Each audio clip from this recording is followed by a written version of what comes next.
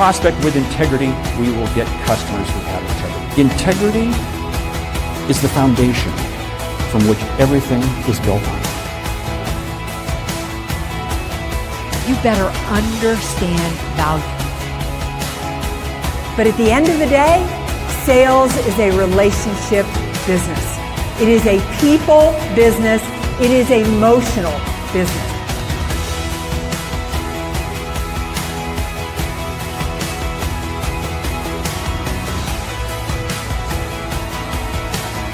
This is Sales Logic. This is Sales Logic. So welcome. It is 8 a.m. a Saturday morning on the East Coast. It is one of my favorite times of the week. It is time for a Sales Logic. I'm hanging out here with my partner, Mark Hunter. Mark, we are recording this. We are counting down the days until almost we bring in 2026. Yes. In fact, this is the show that will go live like 2 days before the end of the year, or one day before. Hey, the topic we have is most important sales trends of 2026. And the lightning round we're going to talk about is top 10 ways buyer expectations are changing. But before we get into it, we got to say thank you, Meridith. Meridith, for those of you who don't know, just concluded 2 years as chairperson of the National Speakers Association. An unbelievable job that she done. So, Mayor, we say thank you for your service. You remain on the board. You're not going away completely. But thank you. You get to turn the gavel over, and I know you are very happy to do that. So I was very, very happy to do that. I think it's important as a leader to know when your time is over and when it's time for you to move on and time for fresh leadership. But thank you for that. All right, Mark, let's start talking trends for 2026. What do you think? It starts off with AI, right? I mean, I think AI is going to play a bigger and bigger role. And I think that's one of the things we have to stop and ask ourselves is, where does AI play? Because AI has got two sides of the coin. We think of it as AI from our side, sales side, but it's from the customer side also. Huge impact in terms of what the customer knowledge is going to be. Yeah, I think you can't ignore AI, but I think the trend really for 2026, I've been telling everybody this, is I think it's going to bring back human connection. I think that's going to be more important than ever. Everybody's talking about hyper-personalization of sales calls. And I mean more than that. I mean, I think it's going to be about meeting people in person, or really building that connection and really building that relationship. I told somebody last night at dinner, I said, I think this is going to be like doing business in the 1930s when my grandfather did it would borrow $1 million on a handshake, because people trusted him and believed that he would pay it back. So I think that one of the biggest trends in 2026 is going to be human connection. I think human connections, without a doubt, huge, big, because again, it really, how do we create authenticity with our customers? Because I look at AI being the yin, and the relationship has to be the yang. Terry Brock is jumping in. Buyer expectations are changing. Indeed, and we need to respond quickly. Because again, if we don't, the buyer's becoming more intelligent, more knowledgeable than ever. I mean, all the surveys we see where the buyer doesn't want to interact with a salesperson. Is that an indictment on sales? Well, yes, it is, because unfortunately, we're not doing a good enough job of serving the customer. And I think the customer is being served now because of AI. We got to question our whole process. Yeah, I love to Bryn Tillman is chiming in here. Big shift from sales enablement to buyer enablement. That's a drop mic moment right here on Sales Logic, because the focus is on giving buyers clarity, confidence, and alignment. I love this. I love that comment from Bryn, because it brings back a comment Brent Adamson shares in his new book. And we talk about the salesperson being confident, but the customer has to be confident. The customer will not buy until they are confident. And again, what they're using AI to either supplement the sales process, in other words, what they're having to deal with the salesperson, or replace. And again, that is a huge, huge impact. So that's a big change. There's so many changes that are happening below the surface that I think will emerge dramatically in 2026. Yeah, I think I want to keep talking about this one because I think it's really important. I think that I think it's going to be really important to take every ounce of friction out of the sales process. I think that's been important before, but I think that's going to be a trend that continues into 2026 is really making things frictionless. I've been paying so much attention to how often I opt out of the sales process for the slightest disruption. The moment you make it the slightest complicated from it, you ask for too much information. I have to find on the website where to go. I've got to jump through a hoop. I completely opt out of the sales process. And I think one phase that's going to change is the discovery process, because the discovery process, customers are not going to be willing to hang with us as long as possible. Now, does this change the value of the discovery process? No, it's still critically important. It's just how we go about doing it. And there's an ownership on both sides, the buyer and the seller, in terms of the discovery.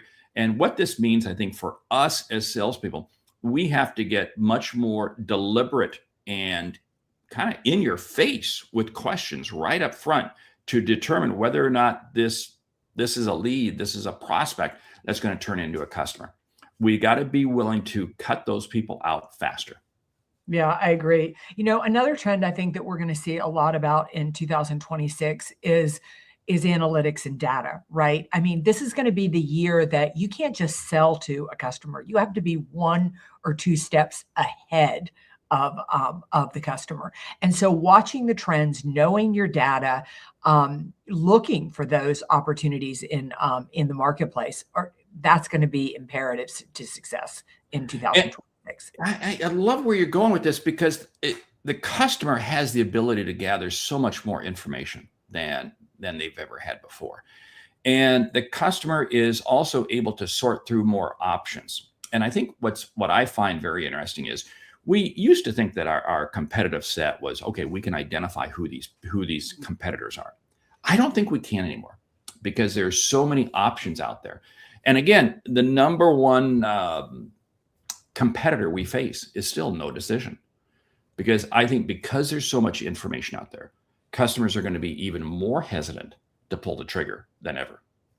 Mark, we got a rock star with us here today. We've got Daniel Hall from High Point University. Daniel, I got to tell you, I love your comment here because I've got a personal comment right back to it. Daniel Hall says, I tell my students at High Point University that you must treat AI as a complement to your labor, not a substitute.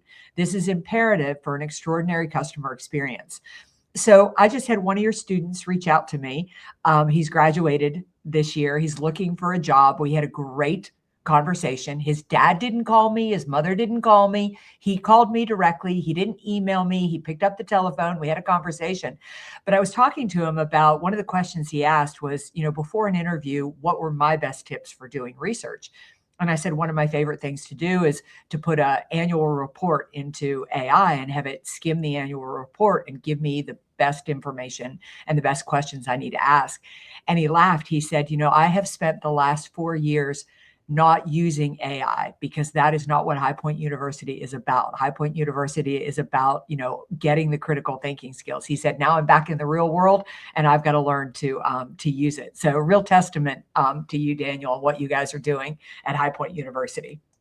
I love that comment there, because it is important for us not to rely 100% on AI, because this is where we get into trouble. And you and I both agree that AI is a starting tool. It's not a finishing tool. AI can provide us insights, but it's still our own intellect that has to examine, because let's not kid ourselves. AI will answer any question. It's just whether or not it's giving you the right answer. Right. I mean, that's it. But then I think about that. That's also applies to the customer also, because again, AI can only generate an answer based on what it can find on the internet. And it's not like it's searching the entire internet. Okay, period. Let's get over that one. So the whole premise is that our knowledge, our intellect is still not all captured in AI. So we are still, and this is what I think salespeople we have to remember, we are as relevant as ever as long as we bring the authenticity, the accountability, and the aptitude, three A's, into the sales process in terms of being able to have a conversation with the customer, sharing with them insights that they're not getting, or shall we say, interpreting. Think of AI as being a foreign language. And it's a foreign language that the customer doesn't understand. It's our job to now translate that foreign language into a language that they can understand. That is a role we play as salespeople. Yeah, I love what Natalie's saying here. Now we can use AI for trends and understand needs combined with the human personalization will be key to serving customers in a meaningful way. And Natalie, what I think is so key about this is I really think that's going to be the trend in 2026. It's going to be AI combined with emotional intelligence, right? Like, so you're using AI to support you, but again, I think we are going to go back to this whole idea of connection is going to be what gets the conversion. I think everybody's going to be coming to the table with unbelievable information. They're going to have done their research on AI. They're going to have the information they need. But can you bring this emotional intelligence and tuning in to the customer to convert what you need to convert? Wow, there's a lot there that you said there. And as you're saying that, I was thinking about how is AI going to affect the marketing side? And I see it affecting it dramatically because here's the whole thing. Customers are not coming in until they have far more intelligence, far more insight. And what does that do? That changes everything, because the lead magnet, I'm going to put this e-paper out, I'm going to put this infographic out there, I'm going to do this webinar, we're going to attract all these people. That's gone. That's absolutely gone. The role of marketing is to provide insights and information out onto the internet to really help AI agents become knowledgeable. So when they do come in contact with a salesperson, there's a conversation that can happen there. But there's a lot. This is, but you know what? I think that's only one trend. I think that there's some other trends that we haven't talked about. But before we jump over to some, I should go to the question. It comes from Elizabeth in Santa Cruz. She says, I love Sales Logic. Listen every week. Share your podcast with my team and clients. So here's my question. All everyone is talking about is AI and how is it going to change? But are there other sales trends I need to be paying attention to? So what are some other sales trends out there? What a good segue, Mark. I think a big trend you need to be paying attention to in 2026 is the importance of salespeople working within a team. Is that salespeople really building that bridge and connecting with marketing, really building that bridge and connecting with their inside salespeople and outside salespeople, that really working together as a unit and understanding that sales in 2026 is going to be a holistic approach.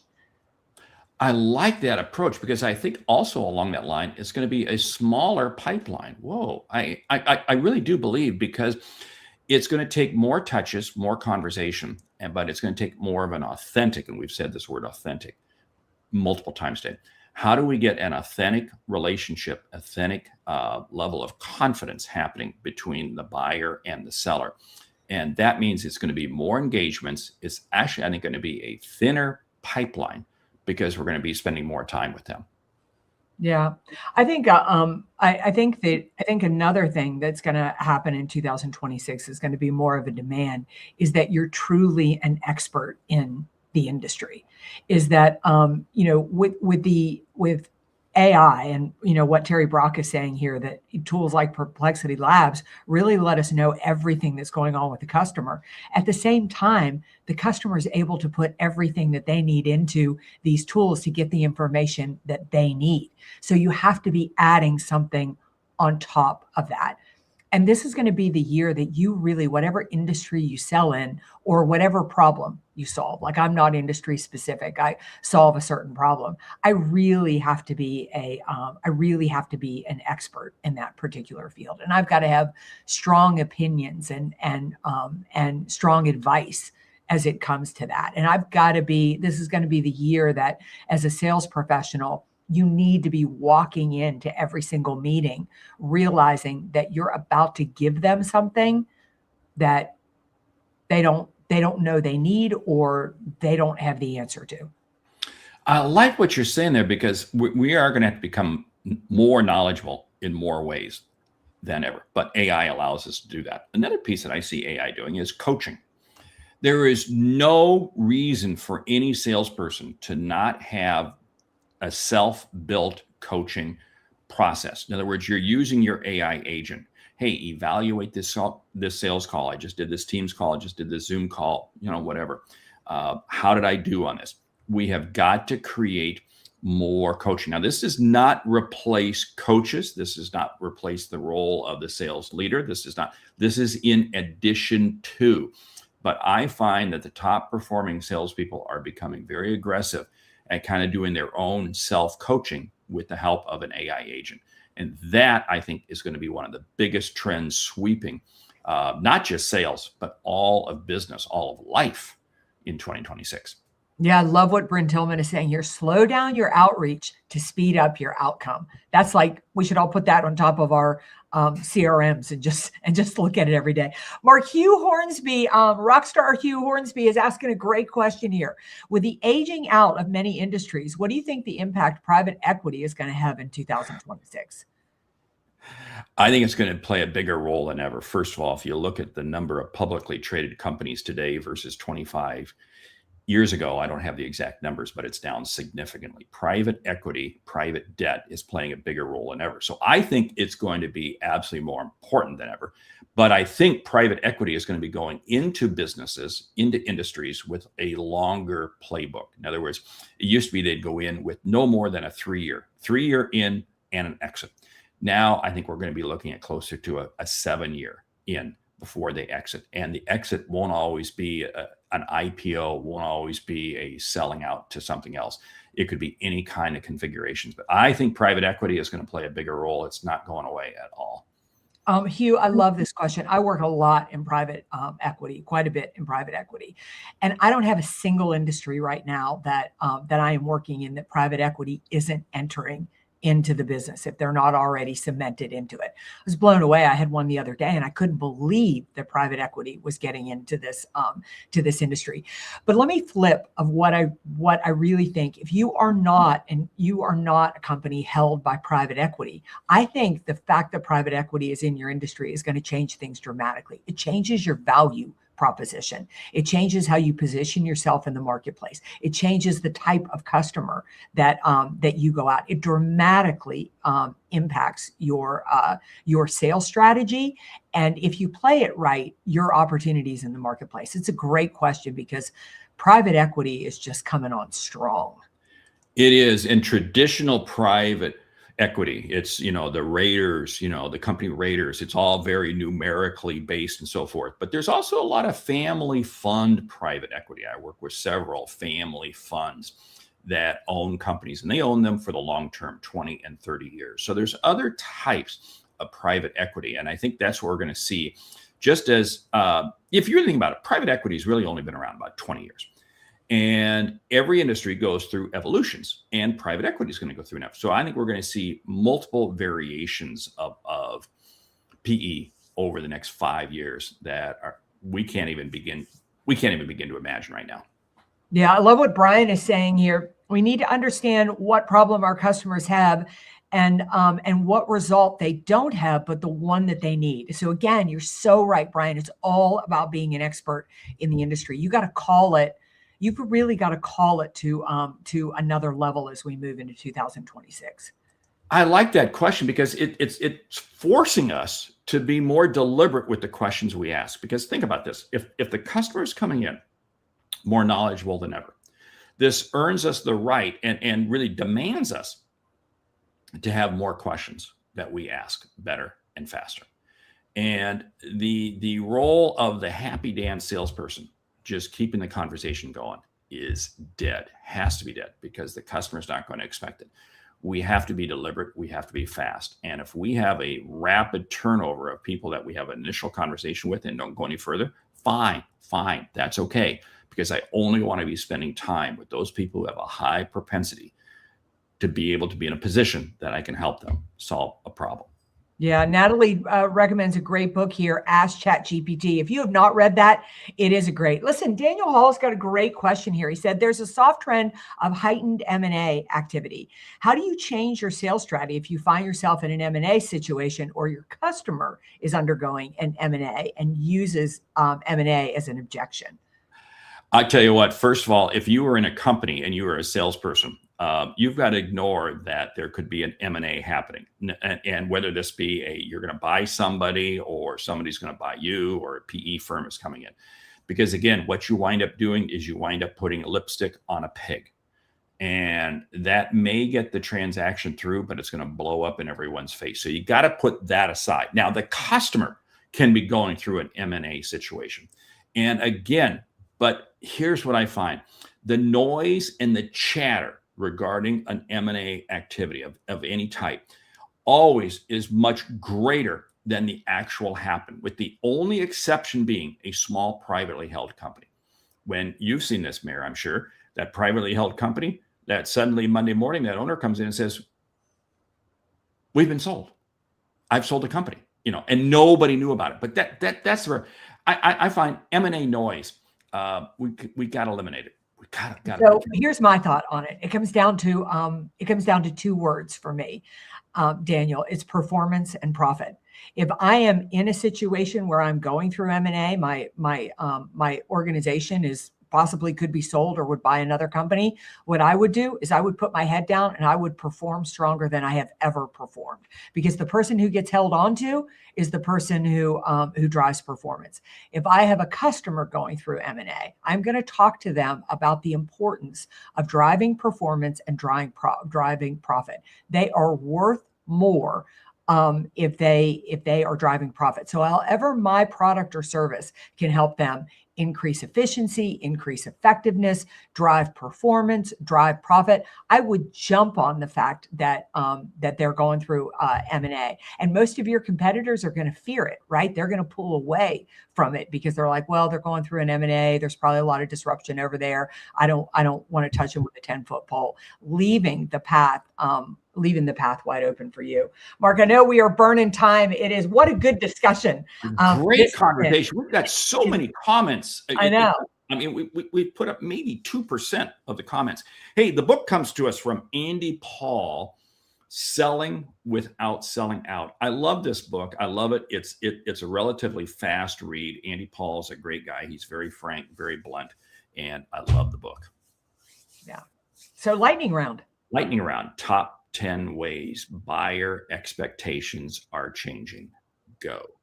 Number one, buyer expectations are changing because they're far higher than they have ever been. So the expectations you had in 25, they're going to be way bigger in 2026.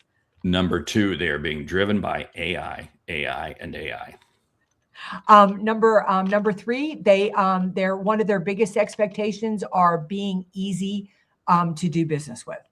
Number four, and again, we've talked about this before, they're only solving their top one or two issues. If it's a nice, they're not doing it. They're only buying if they have to. Yeah. Next is they needed to be relevant. I mean, like ridiculously relevant. If it isn't specific to them, it doesn't meet their expectations. And along with that, number six, they are looking at a broader, wider set of options than ever. Again, AI and the internet is allowing them to look anywhere and everywhere.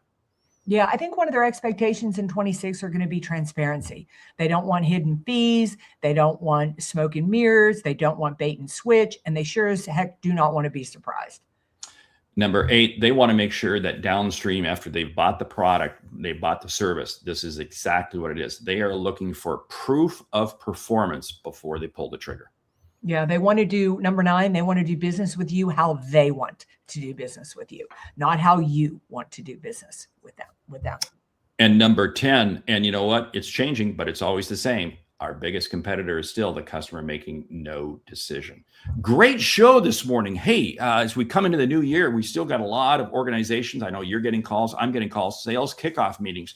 If you've got a sales kickoff meeting, reach out, grab Mayor or myself, or grab both of us. We'd love to be part of it. So anyway, it's again, we got some great content to share.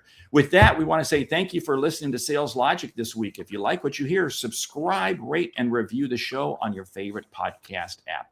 Something we've said has earned you a single dollar. Consider telling a friend about our show, because it's how we grow when we help you grow. I'm Mark Hunter. And I'm Meridith Elliott Powell. Remember, when you sell with confidence and integrity, all of this uncertainty suddenly becomes your competitive advantage. And the sale becomes logical. All right. If you are listening to us live, mark your calendar for 4 p.m. Monday, 22nd, because we have the powerhouse Colleen Stanley joining us for a sales expert exchange. This is going to be one incredible conversation, and you do not want to miss it. So enjoy the weekend. If we don't see you again, have a happy holiday, but we will see you before the new year, right back here, 8 a.m. Eastern, Saturday morning. Go sell something. Bye.